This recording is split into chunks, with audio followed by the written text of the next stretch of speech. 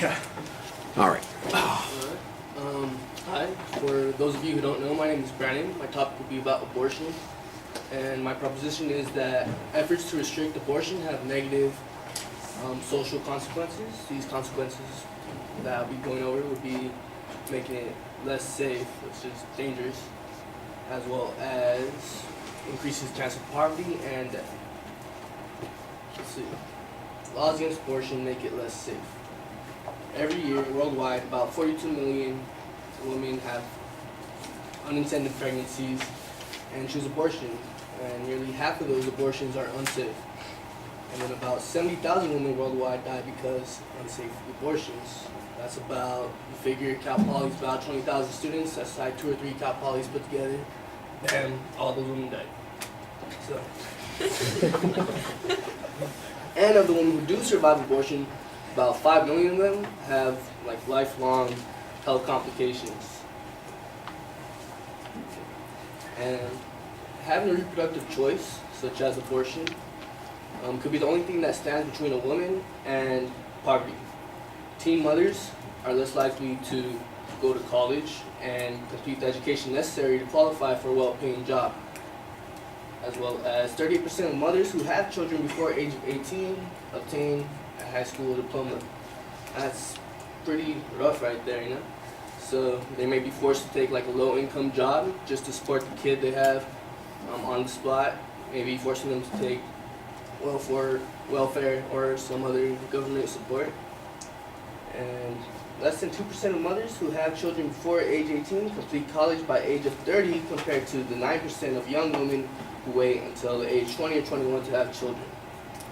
So without that education, again, they're forced to maybe take a low-income job or maybe depend on someone else to support for them and the child. And then another thing is that reproductive choice, such as abortion, can be the only thing that stands between a woman and possibly death.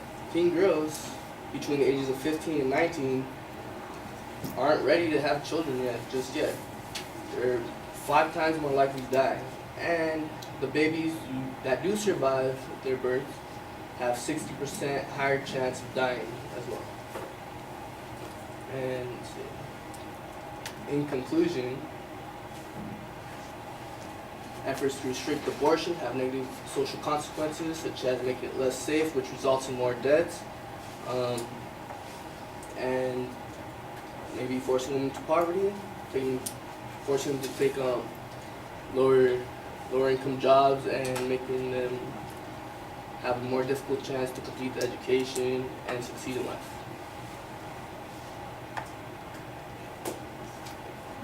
I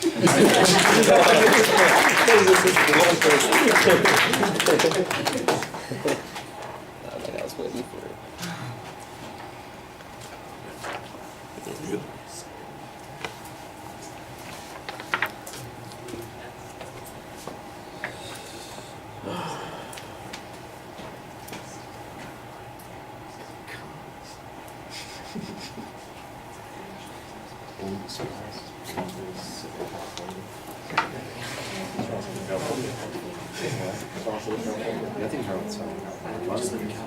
So, this view is very liberal. Everyone's a Republican. Everyone else. Where? What's what? What else?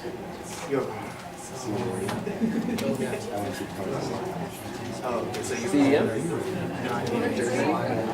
Orange, I lived in Jersey.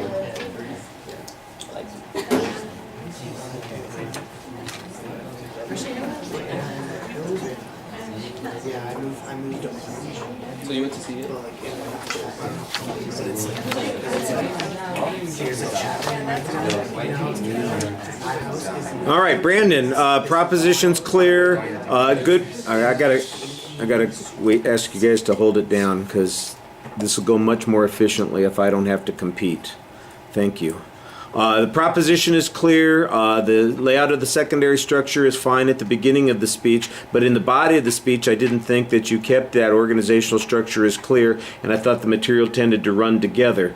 The the proof that you had on your points. You present a lot of information that is factual data and statistical information. We don't always get source citations on that, and you want to make sure to include those in the argument. I don't doubt that some of the numbers that you're presenting, but they'll have greater credibility if you provide us with sourcing on that. I mean, you do the comparison about the number of deaths, for instance, to the number of Cal Polys. It's like 2 Cal Polys dying every year, and I appreciate the comparison that's going on there.